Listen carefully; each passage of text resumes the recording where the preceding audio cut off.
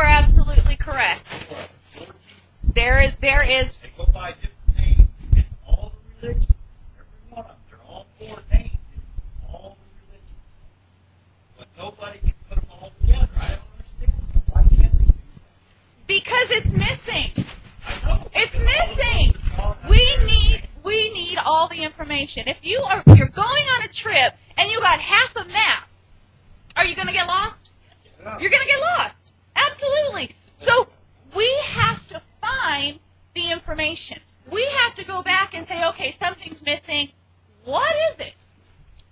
And go back and do the research and find it. And you are absolutely right. There are 4 saviors mentioned in the Bible. 2 of them have already come, as we know. They say, but they've been saying the end of the world since I was a kid. The end of the world as we know. They've got it figured out somehow or another according to some old Sanskrit calendar. But every 2,600 years there's going to be another king. 2012 is supposed to be that 2,600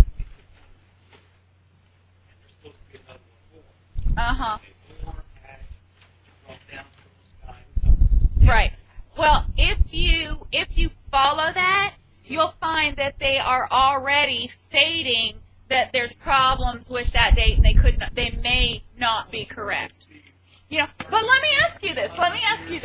If it were true and Jesus came in 2012, what are you going to choose to believe? Well, the thing is, he's going to start out in 2012. That doesn't mean we're going to know it. They're not going to know it for 20 or 30 years. He will be a created or a born. It's already born or already created. It may be 2012 and 20 get his feet. Okay? But you also got to realize that second Jesus, he disappeared out of the Bible for almost 30 years. From the time he was 7 years old to he was 38 or 39 years old, they didn't mention anything else about it. Right. Okay? And the reason why is because he learned. Because all these other countries, other religions learned.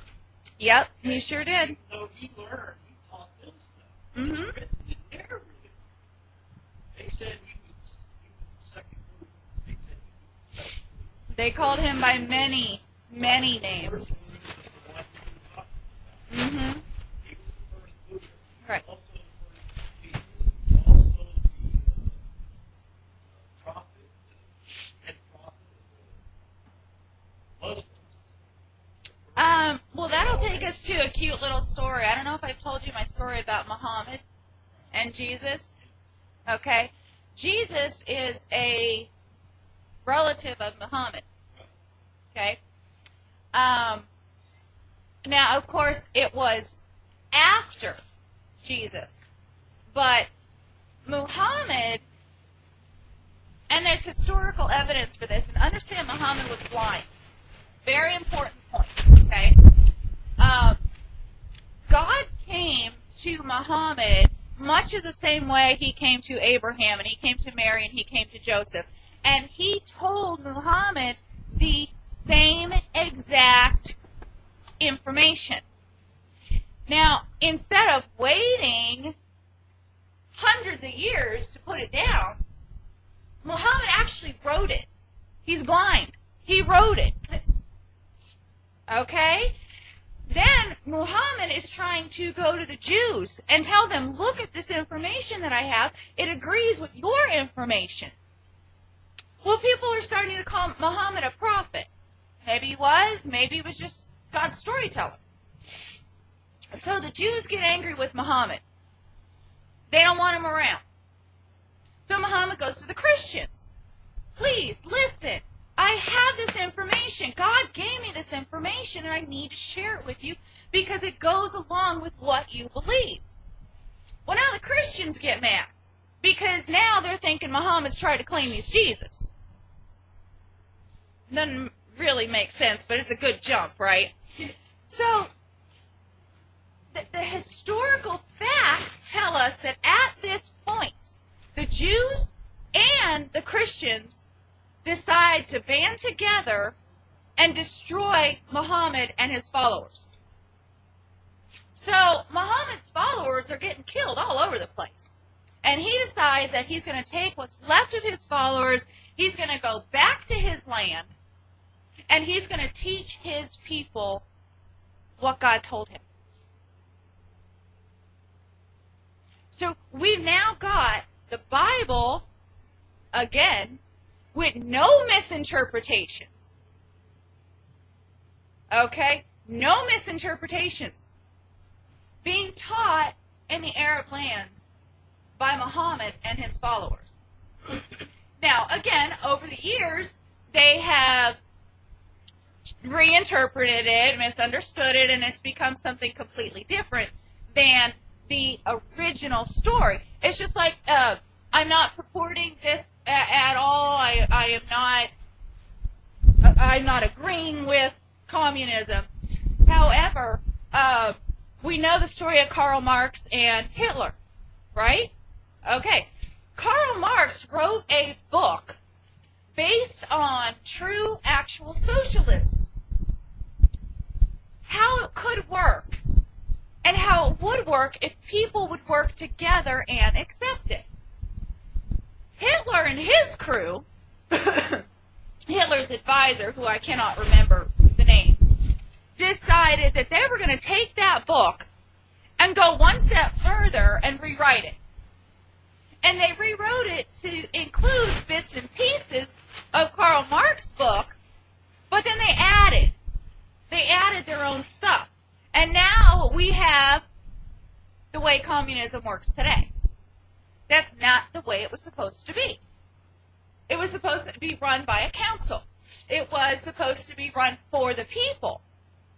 It's not, is it? That's not our understanding of communism.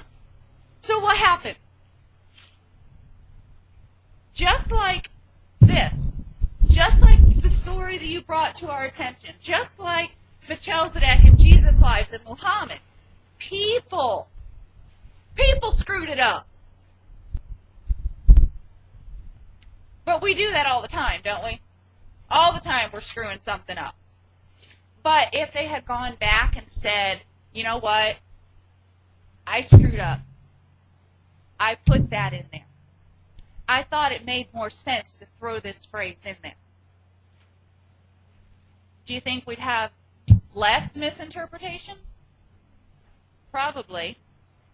But you know why they didn't admit it? They would have been killed. They would have been stoned to death. So, instead of taking the consequences of their actions, they continued to let us believe that everything in here was solid fact. Okay. Obviously, we're not supposed to be here this morning. So, let's say a quick blessing and close for the day. And please, before I do that, we have and are waiting for someone from the state of Florida to show up to notice us, look at us, and tell us that, yes, this is our meeting place, yes, we are a real church, and we can get our sales tax exemption. So please be here as much as you can so we don't look like three people sitting here freezing by ourselves. Father God, we thank you today for all the information that you've given us. We thank you for the ability to think for ourselves. We thank you for the research that other people have done. We thank you for the actual evidence that's out there if we're just willing to find it. Help us to remember that you did give us these brains, that you want us to go in search of the truth, that we do have a guide. You did give us a guide, but we need to take that and go further in order to understand you and your will for our lives. As we go out today, we ask for your blessing. We understand that it's cold, and we know that we need that, but we're not happy.